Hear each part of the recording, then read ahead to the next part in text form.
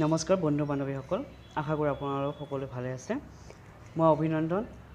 আপোনালোক সকলো মোৰ ইউটিউব চেনেল অফিচ কমাৰ্চ জ্ঞান সাগৰক স্বাগতম জনাইছোঁ আজি মই আকৌ আপোনালোকৰ ওচৰলৈ আহিছোঁ এটা নতুন টপিক লৈ মই অলৰেডি দুটা তিনিটা মই ভিডিঅ' আপলোড কৰিছোঁ মোৰ ইউটিউব চেনেলত আপোনালোকে যদি মোৰ সেই ইনকাম টেক্সৰ মেইনলি ইনকাম টেক্সৰ ওপৰত মই অলৰেডি মই ভিডিঅ' বনাইছোঁ সো আপোনালোকে যদি চোৱা নাই মই ডেছক্ৰিপশ্যন বক্সত মই লিংকটো দি দিম আপোনালোকে সেই যোনটো ইন্ট্ৰডাকশ্যন যোনটো মানে ইনিচিয়েল যিখিনি মিনিং আপোনাৰ ইনকাম টেক্স মানে কি এগ্ৰিকালচাৰ ইনকাম কি ৰেচিডেঞ্চিয়েল ষ্টেটাছ মানে কি যিখিনি আমাৰ basic concepts of income tax আছে সেইখিনি মই আপোনাৰ ডেছক্ৰিপশ্যন বক্সত মই দি দিম আপোনালোকে ভিডিঅ'টো চাই ল'ব সো আজি আমি ডিছকাছ কৰিম যে হেডছ অফ ইনকাম এটা আমি যোনটো ইনকাম পঢ়িছোঁ ইনকাম মানে কি বা এছেছমেণ্ট ইয়াৰ প্ৰিভিয়াছ যিখিনি আমি প্ৰিভিয়াছ ভিডিঅ'বিলাকত পঢ়িছোঁ আমি ডিছকাছ কৰিছিলোঁ আজি আমি ডিছকাছ কৰিম যে ইনকামক কি ইনকাম টেক্স এক্টৰ আণ্ডাৰত 1961 আণ্ডাৰত কি কেটেগৰীত ইনকামটো ভগাই দিছে আমি কাক ইনকাম বুলি ক'ম আৰু কিহৰ ওপৰত কেনেকুৱা ধৰণৰ ইনকাম হ'লে আমি টেক্স দিব লাগিব গভৰ্ণমেণ্টক সো আজি আমি এইটোৰ ওপৰত ডিছকাছ কৰিম সো আজিৰ টপিকটো হ'ল হেডছ অফ ইনকাম সো বলক আমি ভিডিঅ'টো আৰম্ভ কৰোঁ So as per section 14 of the Income Tax Act, for the purpose of charging of tax and computation of total income, all incomes are classified under the following 5 heads of income. So Income Tax Act 1961 or section 14 ot এই heads of income describe কৰা আছে যে কি income আমি যদি আৰ্ন কৰোঁ সেই আৰ্ন কৰা ইনকামৰ ওপৰত আমি টেক্স গভৰ্ণমেণ্টক দিব লাগিব So section 14 of the Income Tax Act 1961 মতে 5টা heads of income বিভক্ত কৰা হৈছে মানে ক্লাসিফাই কৰা হৈছে 5টা heads so কি 5টা heads income from salary income from house property income from profit and gain of business or profession income from capital gain and income from other sources so এই 5টা heads or income মতে আমি tax দিব লাগিব গভৰ্ণমেণ্টক আমি স্যালাৰিৰ পৰা যদি income পাওঁ তেতিয়াহ'লে আমি ট্যাক্স দিব লাগিব আৰু যদি আমাৰ হাউস প্ৰপাৰ্টি আমাৰ যদি ঘৰ আছে আমি ৰেন্ট দিছোঁ সো তাৰ পৰাও যদি আমাৰ ইনকাম আহি আছে সো তেতিয়াও আমি গভৰ্ণমেণ্টৰ ট্যাক্স দিব লাগিব বা আমাৰ বিজনেছ বা profession means for engineer doctor lawyer chartered accountant so যিটো আমাৰ প্ৰফেশ্যন আছে তাৰ পৰা যদি আমি ইনকাম কৰি আছোঁ তেতিয়াও আমি গভৰ্ণমেণ্টৰ ট্যাক্স দিব লাগিব কেপিটেল গেইন আমাৰ যদি ফিক্স এছেটছ আছে আৰু সেই ফিক্স এছেটছখিনি আমি যদি সেল কৰি পেলাই যদি আমি আৰ্ন কৰি আছোঁ সো সেই আৰ্নখিনিকে আমি কি কৰিব লাগিব গভৰ্ণমেণ্টে ট্যাক্স দিব লাগিব আৰু আদাৰ সোৰ্সেছ ইনকাম ফ্ৰম আদাৰ সোৰ্সেছ মিন্স হোৱাট লটাৰী তাৰপিছত আমাৰ জুৱা খেলি পেলাই বা সেনেকুৱা ধৰণৰ আমি যদি ইনকাম যদি আৰ্ন কৰি আছোঁ তেতিয়াহ'লে আমি গভৰ্ণমেণ্টক ট্যাক্স দিব লাগিব সো আজি আমি এই 5টা হেডছ আছে আৰু এইটো মনত ৰাখিব Section 14 of the Income Tax Act 1961 মতে এই 5টা হেডত আমি ইনকামক এই ইনকাম যদি আমি এই কেটা 5টা হেডৰ পৰা যদি আমি ইনকাম আৰ্ন কৰোঁ তেতিয়াহ'লে আমি গভৰ্ণমেণ্টক ট্যাক্স দিব লাগিব স্যালাৰি হাউস property profit and gain of business or profession capital gain and other sources so আজি আমি মেইনলি ডিসকাস কৰোঁ ইনকাম ফ্ৰম স্যালাৰি so আজি আমি ডিসকাস কৰিম যে ইনকাম ফ্ৰম স্যালাৰিজত আমি কি বস্তু আমি চাব লাগিব আৰু কি কেনেকৈ আমি এই ইনকামটো আমি ক্যালকুলেট কৰিম সো আমি বেসিকখিনি পঢ়িম তাৰ পিছত আমি লাহে স্টেপ বাই স্টেপ আমি প্ৰ্যাকটিক্যাল আমি আৰম্ভ কৰিম সো ফাৰ্স্ট আমি বেসিকখিনি চাম যে কি বস্তু আমাৰ ইনকাম ফ্ৰম স্যালাৰি আমি কেনেকৈ ক্যালকুলেট কৰিম কি বস্তু আমাক লাগিব সো আমি আজি ডিসকাস কৰিম So an income can be taxed under head salaries if there is a relationship of an employer and employee between the payer and the pay. So income from salary heads or mote under the heads of income from salary. So salary heads jodi hobo lage titia hole salary heads jodi tax ami dibo lage titia hole employer or employee ta mane amar boss থাকিব লাগিব আৰু বছৰ পৰা আমি পইচা মানে আমি স্যালাৰি কথা কৈছোঁ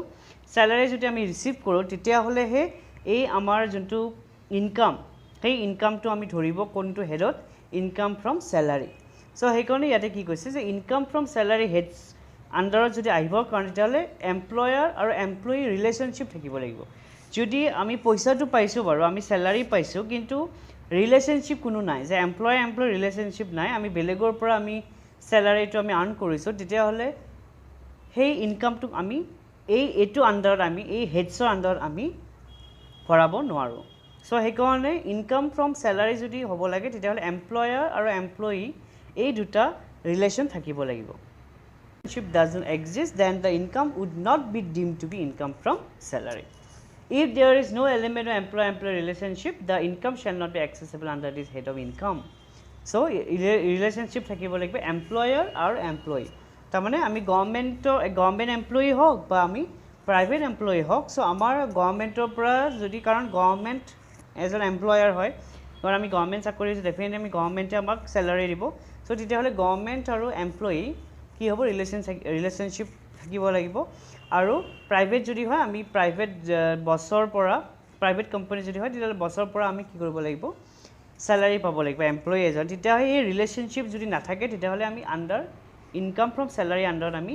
ক্যালকুলেট ট্যাক্স ক্যালকুলেট কৰিব নোৱাৰিম yes এটা ইনকাম ফ্ৰম স্যালাৰি তিনিটা সেকশনত বিভক্ত কৰা হৈছে income from under the heads of income from salary তাৰে তিনটা সেকশন আকৌ এক্সট্ৰাকে আমাৰ ইনক্লুড কৰা হৈছে first of section 15 next section 16 আৰু থাৰ্ডটো হ'ল সেকশন 17 সো আজি আমি সেকশন 15 আৰু সেকশন 16 আমি ডিসকাস কৰিম আমি সেকশন 17 টো আমি নেক্সট ভিডিওত আমি ডিসকাস কৰিম সো সেকশন 15 কি কৈছে the following income shall be chargeable to income tax under the head salaries so first one ki koise any salary due in the previous year or any salary paid in the previous year whichever is earlier ta mane ki koise je salary due hoise ami receive kora nai ta mane employer employee pay kora due hoise mane due hoise dibor time hoise kintu dia mane pay kora nai aru ki koise or any salary paid in the previous year মানে previous ইয়ারত already pay কৰি দিছে so হুইচএভাৰ earlier তাৰ মানে যদি pay কৰা নাই মানে ডিউ আছিলে কিন্তু পে কৰিব লাগিছিলে কিন্তু পে কৰা নাই আৰু নহলে বা অলৰেডি পে কৰি দিছে whichever is earlier is chargeable to tax yes point number 2 কি কৈছে any area of salary paid in the previous year if not charged to tax for any earlier previous year on due basis যদি কিবা এরিয়ার আছে salary যদি for example আসলতে 12000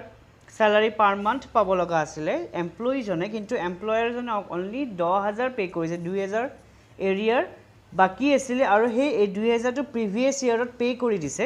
আৰু কি কৈছে যে if not charged to tax আৰু হে যেটো এৰিয়াৰ পইচাটো তাৰ ওপৰত কিন্তু ট্যাক্স চাৰ্জ কৰা নাই in the previous year on due basis so hey poisaro ki hobo chargeable to tax under head salaries and last one ki koise arrears of salary are taxable on payment basis and not the due basis jodi ama arrear poisa kiba thake aro hetu jodi ami eta loge pay korai nai asole ami pay koribo lagise kintu bosor dhori pala for example ami 2 বছৰ 3 বছৰ 4 বছৰ আমি pay kora nai employee jone employee ei arrear poisa tu pay kora nai titia hole jetia pay কৰাৰ সময় আহিব for example pay কৰিব লগা যেতিয়া হ'ব এমপ্লয়াৰ জনে এমপ্লয়ি জনক তেতিয়া হলে অন ৰিসিভ বেসিস হ'ব নট ইন দা ডিউ বেসিছত নহব অন দা পেমেন্ট বেসিছতে আমি ট্যাক্সটো চাৰ্জ কৰিম মানে ডিউ বেসিছত আমি নকৰ যদি এৰিয়াৰ যেতিয়া পেমেন্ট কৰিব এটা অন ডিউ বেসিস নহব অন দা ৰিসিপ্ট বেসিস যেতিয়া এমপ্লয়ি জনে সেই গটিখিনি এৰিয়াৰ পইচাটো যেতিয়া পাব তেতিয়ালে সেই পইচাৰ ওপৰতে কি হ'ব ট্যাক্স চাৰ্জ হ'ব সো আমি এক্সাম্পল দি এটা বুজো আহক ফৰ এক্সাম্পল ইয়াতে কি কৈছে ফাৰ্স্ট ওয়ান যোনটো ডিউ বেসিস আৰু ৰিসিপ্ট বেসিস হুইচএভাৰ ইজ আৰ্লিয়াৰ তাৰমানে ফৰ এক্সাম্পল এজন এমপ্লয়ি আছে for example A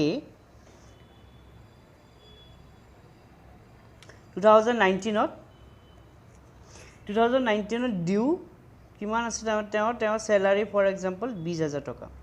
yes but তেওঁ ৰিসিভ কৰিছে কিমান only 15000 yes এতিয়া কন্ডিশন মতে কি সেকশন 15 মতে কি কৈছে যে due or receipt whichever is earlier will be charged as a taxable under the head income from salary হয় নহয় সো হেকনে এটা এই এজন এমপ্লয়ি সো এটা বি যেনেকৈ 20000 টকা হে এই এজন এমপ্লয়ি সো হে এই কিমান পাব per month 20000 rupees so due আগতে হৈছে সো হেকনে যেটা আমি tax under the heads of salary যেটা ক্যালকুলেট কৰিছে আমি কিহৰ ওপৰত আমি ট্যাক্স ক্যালকুলেট কৰিম স্যালাৰি টু 20000 এৰ ওপৰত বুঝি পাইছানে এতিয়া ডিউ হৈছে 20000 কিন্তু এ কিমান ৰিসিভ কৰিছে 15000 সো এৰিয়াৰ কিমান থাকিলে 5000 সো হে 5000 এ কি হ'ব নেক্সট মানে 2020 কি হ'ব তেও ৰিসিভ কৰিব বুজি পাইছানে যে বুজি পাইছানে আপোনালোকে যেনেকুৱা ফৰ এক্সাম্পল আমি যেনেকৈ প্ৰফিট এণ্ড লছ একাউণ্টত আমি যেনেকুৱা কৰোঁ যে স্যালাৰি থাকে তাজা আমাৰ আউটস্ট্যান্ডিং স্যালাৰি থাকে বা অ্যাডভান্স কোনবাই পে কৰে স্যালাৰি তাজা আমি কি কৰোঁ মাইনাস প্ৰিপেইড সো হেনেকুৱা ধৰণৰ বস্তু কিন্তু আমি হেতু হল একাউন্টিং মেথড বাট ইনকাম ট্যাক্স মতে কিন্তু হেনেকুৱা নহয় সো ইনকাম ট্যাক্স মতে কি হ'ব যোনটো ডিউ বা ৰিসিভ যোনটো আগতে হয় হে তাৰ ওপৰতে আমি কি কৰিব লাগিব ট্যাক্স দিব লাগিব আৰু যোনটো এৰিয়াৰ আছে আৰু যোনটো এৰিয়াৰ কথা কৈছে এটা এৰিয়াৰৰ কথা কি হৈছে সো এৰিয়াৰটো আমি কিতেবা কি কয় আমি ধৰিব লাগিব ৰিবেট আমি আৰু এটা আমি পাম নেক্সট ভিডিওত এটা কনসেপ্ট এটা পাম rebate under section 89(1) so hey রিবেটত কি কৈছে যদি আমি এৰিয়াৰ কিবা থাকে মই এটা বুজাই দিছো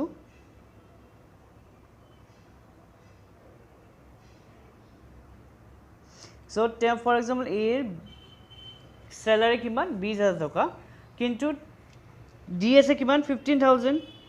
সো 5000 টকা কি হয়েছে এরিয়ার তে দিয়া নাই এমপ্লয়ার জনে এক 5000 টাকা ইটালকে দিয়া নাই কিন্তু এই পাব লগা আছিল 5000 সো এটা কি হ'ব যদি এই যদি কেস করে যদি এই যদি কোর্টত কেস করে যে মোক 5000 টাকা মোক দিয়া নাই এটা এরিয়ার কথা আইছে এই যে এরিয়ার টু জুনটু কথা কৈছে আন্ডার সেকশন 15 অন যে ফর এক্সাম্পল এ কিমান টাকা ডিউ মানে পার মান্থ 20000 পাব লাগে কিন্তু এমপ্লয়ার জনে এই কিমান দিছে 15000 তার মানে 5000 এরিয়ার হয়েছে তার মানে 5000 প্রত্যেক বছরে কি কৰি আছে দিয়া নাই কেতিয়াৰ পৰা দিয়া নাই আমি ধৰো ফৰ এক্সাম্পল আমি এক্সাম্পল এটা লৈছো যে 2015 ৰ পৰা এই তার মানে এমপ্লয়ার জনে এক 5000 টাকা কমকে দি আছে 20000 পাব লাগিছিল কিন্তু 15000 দি আছে তার মানে 5000 এরিয়ার পাব লগা আছে সো হেকনে 2015 ৰ পৰা কি হ'ব 16 17 18 এই 5 বছৰ এই 5 আমি যদি এটা কিমান হ'ব 5000 into 12 60000 আৰু into 5 বছৰ কাৰণে কিমান হ'ব 3 লাখ সো এই 3 লাখ টকা এ এমপ্লয়াৰ পৰা পাব লগা আছিল কিন্তু এমপ্লয়াৰ জনে এই 5000 আমাৰ দিয়া নাই এৰিয়াৰ হয় এটা যদি এই কেস কৰে কোর্টত সো তেতিয়া হলে কি হ'ব এই 3 লাখ টকা এটা এমপ্লয়াৰ জনে এক দিব লাগিব yes কিন্তু এমপ্লয়াৰ জনেটো নিজৰ বুকটো দেখুৱাই নাই কাৰণ এমপ্লয়াৰ জনেটো নিজৰ একাউন্টে দেখুৱাই নাই যে 5000 টো যে তেওঁ দিয়া নাই তেওঁটো শোই কৰা নাই সো তেওঁটো ডিউই কৰা নাই পইচাটো 5000 পইচাটো এই স্যালাৰিটো তেওঁটো এই এমপ্লয়াৰ জনে ডিউই কৰা নাই সো হেকনে যেতিয়া আমি ট্যাক্স ক্যালকুলেট কৰিম under the head salary income from salary হেকনে ডিউ যেতিয়া এৰিয়াৰৰ কথা আহিব যে আমি ডিউ ডেটৰ ডিউৰ আমি পইচা ডিউৰ কথা নাহিব যেতিয়া ইনকাম ট্যাক্স ডিউ হ'ব তেতিয়া সেই এৰিয়াৰৰ সময়ত আমি ডিউৰ ওপৰত আমি ট্যাক্স ক্যালকুলেট নকৰো কেতিয়া আমি কৰি ৰিসিট যেতিয়া কোৰ্টে যেতিয়া কব যে 3 লাখ रुपीस এমপ্লয়াৰ জনে এমপ্লয়ি জনক দিব লাগে কিমান টকা 3 লাখ টকা সো এই 3 লাখৰ ওপৰত মানে কি হ'ব ইনকামটো আমি ট্যাক্স আমি ক্যালকুলেট কৰিব লাগিব সো এটো হ'ব এৰিয়াৰ ওপৰত সো এৰিয়াৰ সময়ত আমি ডিউ নকৰো কিন্তু এনে জেনাৰেলি যেতিয়া আমি ইন স্যালারি যেতিয়া আমি রিসিভ বা due whichever is earlier তার মানে ডিউর এমাউন্টটো আর রিসিভ করা এমাউন্টটো হুইচ এভার ইজ আর্লিয়ার সেই এমাউন্টটোৰ ওপৰত আমি ট্যাক্স আমি ক্যালকুলেট কৰিম under section 15 yes income from salary under section 15 ত এইখিনি দিয়া আছে যে due or the received whichever earlier আমি ট্যাক্স ক্যালকুলেট কৰিম আৰু এৰিয়াৰ যদি হয় আমি ডিউ ডেটৰ ওপৰতে আমি ডিউ ডেটৰ ওপৰত নকৰোঁ আমি ৰিচিপ্ট যেতিয়া হ'ব যেতিয়া পইচাটো এই এৰিয়াৰ পইচা ৰিচিপ্ট হ'ব সেই পইচাটো ৰিচিপ্টৰ পইচাৰ ওপৰত আমি কি কৰিম ক্যালকুলেট কৰিম ট্যাক্স বুজি পাইছে নিশ্চয় আপোনালোকে কনসেপ্টটো আন্ডাৰ সেকশন 15 এটা আমি চাম সেকশন 16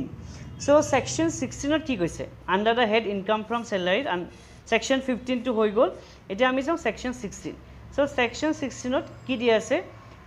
ডিডাকশনৰ ওপৰত কনসেপ্টটো দিয়া আছে আন্ডাৰ সেকশন 16 কি ইনক্লুড কৰিছে ডিডাকশন যে এজন এমপ্লয়ি কি ডিডাকশন পাব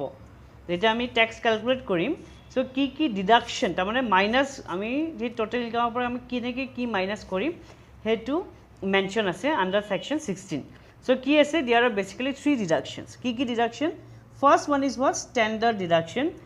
সেকশন টু কি সেকশন 16 সাবসেকশন 1a সো ইয়াতে কি আছে standard deduction rupees 50,000 or the amount of salary whichever is less যেনেকৈ ফৰ এক্সাম্পল আপোনাৰ যদি পাৰ মান্থ স্যালাৰি যদি 20000 হয় তেতিয়া হলে আপুনি কিমান হ'ব 20000 টকাই আপোনাৰ কি হ'ব লেছ হ'ব যদি আপোনাৰ স্যালাৰি 1 লাখ টকা হয় তেতিয়া হলে আপুনি 50000 কি হ'ব মাইনাস পাব বুজি পাইছে নিশ্চয় এটোই হ'ল স্ট্যান্ডার্ড ডিডাকশন সো আপুনি জিএ আপোনাৰ গভৰ্নমেন্ট এমপ্লয়ি বস আপোনাৰ প্ৰাইভেট এমপ্লয়ি হওক সো আপুনি কিটা স্ট্যান্ডার্ড ডিডাকশন আপুনি পাবই সো এই স্ট্যান্ডার্ড ডিডাকশন তো কি হল যে 50000 or the amount of salary whichever is less যেনেকৈ আপুনি 20000 যদি স্যালাৰি তেতিয়া হলে আপুনি ডিডাকশন কিমান পাব 20000 আৰু যদি আপোনাৰ পাৰ মান্থ স্যালাৰি 1 লাখ হয় তেতিয়া হলে আপুনি কি পাব 50000 ডিডাকশন পাব বুজি পাইছে যদি আপোনাৰ 1 লাখ আপোনাৰ যদি 1,20,000 হয় স্যালাৰি 50000 ডিডাকশন পাব আপোনাৰ যদি স্যালাৰি 50000 হয় তেতিয়া হলে ডেফিনেটলি 50000 আপোনাৰ ডিডাকশন পাব আপোনাৰ যদি স্যালাৰি 80,000 হয় 50,000 ডিডাকশন পাব সো এইটোই হল আন্ডার সেকশন 16 ত ফার্স্ট ডিডাকশন টু কি standard deduction under section 16 subsection 1a next কি হৈছে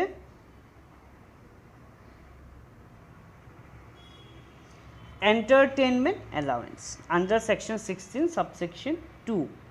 so entertainment allowance কি হয় allowance মানে কি যোনটো এজন এমপ্লয়ি allowance তাৰ মানে জিমান স্যালাৰি বেসিক স্যালাৰিটো পাবই তেও সো বেসিক স্যালাৰি উপৰিও যোনটো এক্সট্ৰা কিছুমান খৰচৰ কাৰণে এক্সপেন্সেছৰ কাৰণে ডে টু ডে ইউজৰ কাৰণে অফিস ৰিলেটেড টু অফিসৰ আহা যোৱা হওক বা বাছত যিবলা আহে বা ট্যাক্সি যিবোৰ অফিস আহা যোৱা বা হেনেকুৱা যদি মানে যিবোৰ এক্সপেন্সেছ ডে টু ডে এক্সপেন্সেছৰ ওপৰত যাতে কোনো হ্যাম্পাৰ নহয় সো সেই কাৰণে এমপ্লয়িক এটা এক্সট্ৰা বই কিন্তু তথাপি এক্সট্ৰা এটা এমাউন্ট পে কৰে হেতুই আমি কি বলিব এলাউন্স আৰু এন্টাৰটেইনমেন্ট এলাউন্স মানে কি যোনটো এন্টাৰটেইনমেন্টৰ পাৰপাসৰ কাৰণে এমপ্লয়ি এজনক সো তেতিয়া হি এমপ্লয়িজনে এন্টাৰটেইনমেন্ট পাৰপাসৰ কাৰণে এলাউন্স পে কৰে এই এন্টাৰটেইনমেন্ট পাৰপাসৰ কাৰণে এমপ্লয়ি পে কৰে এলাউন্স সো এই এন্টাৰটেইনমেন্ট এলাউন্স কিন্তু কি কৈছে যে only the government employee mention কৰা আছে যে এন্টাৰটেইনমেন্ট এলাউন্স ডিডাকশন পাব অনলি দ্য গভৰ্নমেন্ট এমপ্লয়িজ আৰু কেনেকৈ আমি ডিডাকশনটো আমি ক্যালকুলেট কৰিম ইয়াতে দিয়া আছে সব maximum deduction is lower from the following এই তিনটাৰ ভিতৰত এই তিনটা যে দিয়া আছে ক্যালকুলেশন ফৰম্যাটটো যে দিয়া আছে আমি কেনেকৈ ক্যালকুলেশন কৰিম এন্টাৰটেইনমেন্ট এলাউন্সৰ ডিডাকশন সো এই তিনটাৰ ভিতৰত যোনটো লিস্ট মানে লোৱাৰ যোনটো কম হ'ব এমাউন্টটো হেতুহে ডিডাকশন হ'ব বুজি পাইছেনে সো কি দিয়া আছে ফার্স্ট অ্যাকচুয়াল এমাউন্ট রিসিভ তাৰ মানে এমপ্লয়িয়ে ফৰ এক্সাম্পল 5000 টকা সেই এমপ্লয়িজনক দিছে per month for entertainment allowance yes so কি হ'ব 5000 into 12 কিমান হ'ব 60000 এটি হ'ব এন্টাৰটেইনমেন্ট এলাউন্স কিমান দি আছে পাৰ মান্থ 5000 আৰু বছৰত কিমান হ'ব 60000 তাৰপিছত কি কৈছে 20% of basic salary point number বিট কি কৈছে 20% of basic salary for example এজন employer basic salary for example 20000 So 20,000 into 12 কিমান হ'ব 2,40,000 so ইয়াৰে 20% কিমান হ'ব 20% কিমান হ'ব 2,40,000 20% কিমান হ'ব 48,000 হয়নে নেক্সট কি কৈছে আৰু এটা 5,000 সেইটো মানে স্ট্যান্ডাৰ্ড যে 5,000 টকা মাইনাস কৰিব লাগিব সেইটো এটা স্ট্যান্ডাৰ্ড ৰাখি দিছে যে ₹5,000 ফৰ দা এন্টাৰমেন্ট এলাউন্স এতিয়া আমি চাম যে ₹60,000 ₹40,000 আৰু ₹5,000 whichever is lower will be what deducted from what তেতিয়া এই এমাউন্টটোৱে কি হ'ব deduct hobo from the age section 16 subsection 2 entertainment allowance ki hobo deduct from the gross salary so yare kitia kuntu kom ase 60,000 48,000 5,000 definitely 5,000 to kom ase so ei 5,000 to ki hobo minus hobo from the entertainment allowance বুজি পাইছে নিশ্চয় যে entertainment allowance mainly for government employees or karone hoy government employee deduction kini pai আৰু কেনেকৈ আমি calculate কৰিম যে actual amount receive কিমান একচুয়ালি ৰিসিভ কৰিছে এন্টাৰমেন্ট এলাউন্স তাৰছত ক্যালকুলেট কৰিম যে 20% অফ বেসিক স্যালাৰি আৰু লাষ্টলি কি হৈছে ফিক্স এটা এমাউন্ট দিয়া আছে ₹5,000 whichever is lower will be deducted from the entertainment allowance will be deducted from the gross salary yes next কি দিছে under section 16 of professional tax so section 16 subsection 3 so professional tax means what যেতিয়া আমি এজন CA হয় chartered accountant যোনটো এটা degree কাৰণ chartered accountant হ'ব কাৰণে আমি চাৰ্টাৰ্ড একাউন্টেন্ট পঢ়িব লাগিব আমি ডিগ্ৰীটো থাকিব লাগিব হে সাৰ্টিফিকেটটো থাকিব লাগিব তেতিয়াহে আমি হেতু প্ৰফেশনাল আমি যাব পাৰিম যেনেকৈ ডক্টৰ কাৰণে MBBS পঢ়িবই লাগিব ইঞ্জিনিয়াৰ এজন হ'বৰ কাৰণে আমি ইঞ্জিনিয়াৰিং পঢ়িবই লাগিব বুজি পাইছানে সো হেনেকুৱা ধৰণৰ এইবোৰ কামকে আমি কি বুলি কওঁ প্ৰফেশনাল আৰু সেই কাৰণে হেতুৰ ওপৰত আমি সেই প্ৰফেশনটো যে আমি লৈ আমি সেই প্ৰফেশনৰ ওপৰত যে আমি বেস কৰি পেলাই আমি ইনকাম কৰিছো তাৰ কাৰণে আমি ট্যাক্স এটা দিব লাগিব গভৰ্নমেন্টে বা প্ৰাইভেট কোম্পানী ওনাৰে এমপ্লয়াৰ এজনে ট্যাক্স হেতু কি হয় প্ৰফেশনাল ট্যাক্স বা এমপ্লয়মেন্ট ট্যাক্স বুলিও কয় কেতিয়াবা সো হেতু ট্যাক্সটো কাটি লয় সো তাকে আমি কি বুলি কওঁ প্ৰফেশনাল ট্যাক্স কোনটো আমাৰ প্ৰফেশন হেতুৰ ওপৰত যদি আমি আৰ্ন কৰো ইনকাম তেতিয়া হলে আমি সেই প্ৰফেশনাল এক্সট্ৰা আমি এটা ইনকাম হে এটা এমাউন্ট আমি ট্যাক্স দিব লাগে সো হেতু কোড মেনশন কৰা আছে আন্ডাৰ সেকশন 16 সাবসেকশন 3 সো তাৰে এটা দুটা কন্ডিশন আছে so if it is paid by the employer যদি ওনাৰে যদি বসে আমাৰ এমপ্লয়াৰে যদি পে কৰে তেতিয়া হলে কি হ'ব so it is included in total income as it is benefit provided by the company and then deduction is provided first আমি total income ot আমি include কৰিম next আমি deduct কৰিম কি next আমি ডিডাকশন দিম কোড আন্ডাৰ সেকশন 16 সাবসেকশন 3 পৰা deduction হ'ব যদি এমপ্লয়াৰে পে কৰে দুবাৰ কি হ'ব আহিব এই বস্তুৰ হে এমাউন্টটো দুবাৰ তাৰ মানে কি হ'ব আমি ইনক্লুড কৰিব লাগিব দুবাৰ এফেক্ট হ'ব তাৰ মানে যদি এমপ্লয়াৰে পে কৰে সো কোৱেশ্চনত লিখা থাকিব যে প্ৰফেশনাল ট্যাক্স কোনে পে কৰিছে এমপ্লয়াৰ নে এমপ্লয়ি যদি এমপ্লয়াৰে পে কৰে ডেফিনেটলি আমাৰ দুবাৰ কি হ'ব এফেক্ট হ'ব ফাৰ্স্ট আমি কোড ইনক্লুড কৰিম টোটাল ইনকামত তাৰপিছত আমি মাইনাস কৰিম code professional tax under section 16 subsection 3 পড়া yes আৰু যদি if it is paid by the employee যদি employee জনে নিজে পে কৰে professional tax তেতিয়া হলে কি হ'ব it is not included in total income and directly কি হ'ব deduction আমি include কৰিম বুজি পাইছে নিশ্চয় যদি employer পে কৰে দুবাৰ এফেক্ট হ'ব আৰু যদি employee পে কৰে তেতিয়া হলে এবাৰে এফেক্ট হ'ব তো deduction আমি লিখিম so আজি ইখিনি আপোনালোকে আশা কৰো আপোনালোকে বুজি পাইছে সো মোৰ চেনেলটো এতিয়াও সাবস্ক্ৰাইব কৰা না please subscribe like and share my channel Abhij commerce Gyan ধন্যবাদ